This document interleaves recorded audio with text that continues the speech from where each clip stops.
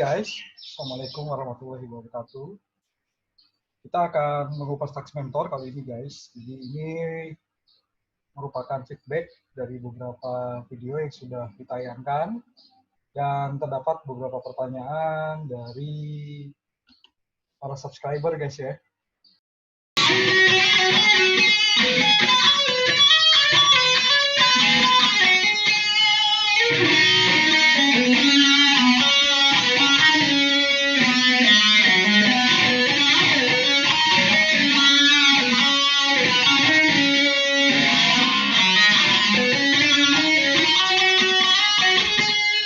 Oke, ini ada pertanyaan dari Pak G. Tadi di running text ada ya. Mohon pencerahan untuk Per07 guys. Saat ini kantor pusat terdaftar di KPP Madya. Lalu kantor cabang terdaftar di KPP Pratama. Kemudian yang pertama ini ada 4 tadi ya, ada 4 pertanyaan. Bagaimana pelaporan PPh-nya yang semula dilaporkan di masing-masing cabang? Ya, kalau menurut saya tergantung sih guys. Oke, kita lihat lagi peraturannya. Di Per07 guys, itu kan ada ini ya, ada beberapa pemilahan. Jadi guys, di Per07 terkait dengan pelaksanaan hak dan pemenuhan kewajiban PPh potong pungut, disebut pelaksanaan hak dan pemenuhan kewajiban pemotongan pemungutan PPh yang dilaksanakan pada KPP BKM ya, besar khusus Madya meliputi PPh pasal 2126, PPh pasal 4 ayat 2, PPh pasal 2326, PPh pasal 15 dan PPh pasal 22. Nah, di butir 2-nya nih guys. Ya. Pelaksanaan hak dan atau pemenuhan kewajiban pemotongan pemungutan PPh pada butir ke-1 meliputi pemotongan pemungutan PPh yang terutang di pusat dan atau cabang wajib pajak yang berdomisili di wilayah yang ditetapkan pada lampiran huruf B. Oke, jadi kalau misalnya Madya, KPP Madya dengan Pratama berada di wilayah berdasarkan lampiran huruf B, silakan cek lagi ya lampiran huruf B. Tapi yang jelas sih itu masing-masing wilayah Madya sih guys. Oke, 1, wilayahnya sama. Pemotongan pemungutan PPh selain PPh pasal 2126 yang terutang di pusat wajib pajak yang berdomisili di luar wilayah ya ditetapkan pada lampiran huruf B. Oke, pemotongan pemungutan PPh selain 21 terutang di pusat wajib pajak berdomisili. Pemotongan pemungutan PPh terutang di pusat atau cabang wajib pajak berdomisili di wilayah yang ditetapkan. Oke, pusat ya berarti apa pemotongan selain terutang di pusat wajib pajak. Oke, gitu ya kalau itu di luar wilayah. Nah, dikecualikan guys dari pelaksanaan pada BKM itu bila pelaksanaan hak dan atau pemenuhan kewajiban pemotongan dan pemungutan PPh pasal 2126 dilakukan di KPP lama atau KPP tempat cabang wajib pajak terdaftar untuk masa pajak sebelum dan setelah tanggal saat mulai terdaftar. Dalam hal PPh pasal 2126 tersebut terutang pada pusat atau cabang wajib pajak berdomisili di luar wilayah yang ditetapkan. Pelaksanaan hak dan pemenuhan kewajiban pemotongan pemungutan PPh selain PPh pasal 2126 dilakukan di KPP cabang, KPP tempat cabang wajib pajak terdaftar untuk masa pajak sebelum dan setelah tanggal saat mulai terdaftar dalam hal PPh selain PPh pasal 2126 terutang pada cabang yang berdomisili di luar wilayah. Oke, jadi intinya gini, kalau satu wilayah berarti cabang pun ikut pindah BKM. Satu wilayah dengan si Madyanya. Tapi kalau ternyata berbeda wilayah, ya nggak ada yang berubah pada dasarnya sih guys. Ya, itu ya. Oke, jelasnya lagi ada di sini guys, di slide berikutnya. Pelaksanaan hak atau pemenuhan kewajiban pemotongan PPh pasal 2126 yang dilaksanakan pada KPP BKM berlaku ketentuan sebagai berikut. Dalam hal pemotongan PPh 2126 terutang di pusat ya, atau cabang yang terdaftar, nah lebih jelas lagi ya, yang terdaftar pada KPP BKM yang sama dan berdomisili di wilayah dalam lampiran huruf B, penyetoran penyampaian SPT masa PPh pasal 2126 menggunakan MPP pusat pada KPP BKM. Kalau sama wilayahnya guys. Dalam hal pemotongan PPh pasal 2126 terutang di cabang, ya, dalam hal pemotongan pajak yang di cabang yang terdaftar dalam hal MPP cabang di KPP BKM, namun pusat terdaftar pada selain KPP BKM. Atau PPh pasal 2126 terutang di cabang yang terdaftar pada KPP pada selain KPP BKM, namun pusat terdaftar di KPP BKM. Pemotongan penyetoran PPh pasal 216 tentang cabang menggunakan NPWP cabang. Dan pelaporan SPT massa pasal 216 atas penyaluran PPh pasal 226 menggunakan PP cabang. Oke. Dan atau dalam hal pemotongan PPh pasal 21 dalam tuntutan di pusat yang berdomisili di wilayah dalam lampiran huruf B.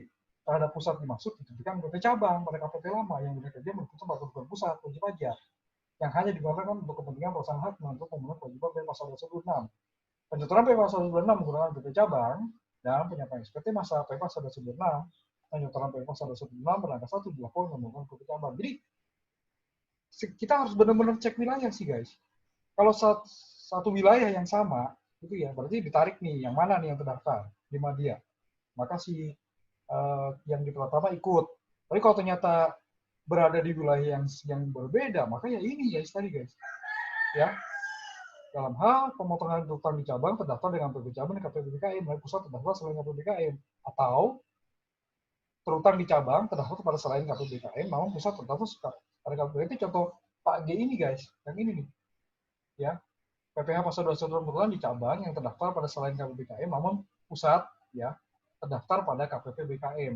Berarti ya untuk yang pertama, kalau itu wilayahnya berbeda, ya seperti pertanyaan Pak G ini, maka ya tetap di KPP lama guys. Oke, ini untuk PPh 21 ya. Nah, selain PPh 2126 guys. Oh sorry, ini ada satu lagi ya. Ini ada pengecualian nih guys. Dikecuali ketentuan penyampaian masa PPh pasal 26 dilakukan dengan menggunakan PP cabang pada huruf B dan C, pusat wajib pajak terdaftar pada KPP BKM dapat menyampaikan seperti masa PP pasal 26 dengan menggunakan PP pusat untuk melakukan menggunakan PP pasal 26 yang terutang di pusat dan seluruh cabang wajib pajak berdasarkan keputusan Dirjen Pajak baik secara jabatan maupun permohonan lain. Kecuali kalau minta ini ya, seperti kita bahas ya. Kalau ada permintaan atau secara jabatan, permohonan maksud saya, permohonan wajib pajak atau Dirjen Pajak secara jabatan bisa nih guys, terpisah. Tapi hanya untuk 21 ya. Nah, sisanya nih kalau ternyata terpisah, sekarang kita terpisah ya. Tadi kan kalau digabung berarti ini, kalau terpisah yang 21 sudah ya. Nah, sekarang yang selain 21. Oke. Oke. Di sini untuk yang selain 21 mengacu pada kedudukan hukum pihak yang melakukan penandatanganan perjanjian atau kontrak, baik perjanjian atau kontrak tertulis maupun tidak tertulis dengan ketentuan dalam hal perjanjian kontrak menjadi dasar pelaksanaan transaksi ditandatangani oleh pusat, pemotongan pemungutan PPh selain PPh pasal 2126 terutang di kantor pusat. Oke. Kalau di cabang juga sama ya, terutang di cabang.